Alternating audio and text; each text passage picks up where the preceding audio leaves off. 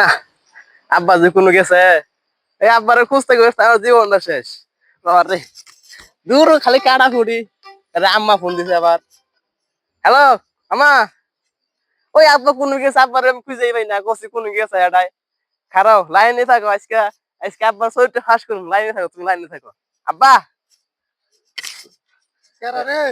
আমি কসমে গাইছস হ্যাঁ ক এই তোমার একটা কথা কই কিছু মনে করো না কিন্তু না তুই পসামই কেনা ক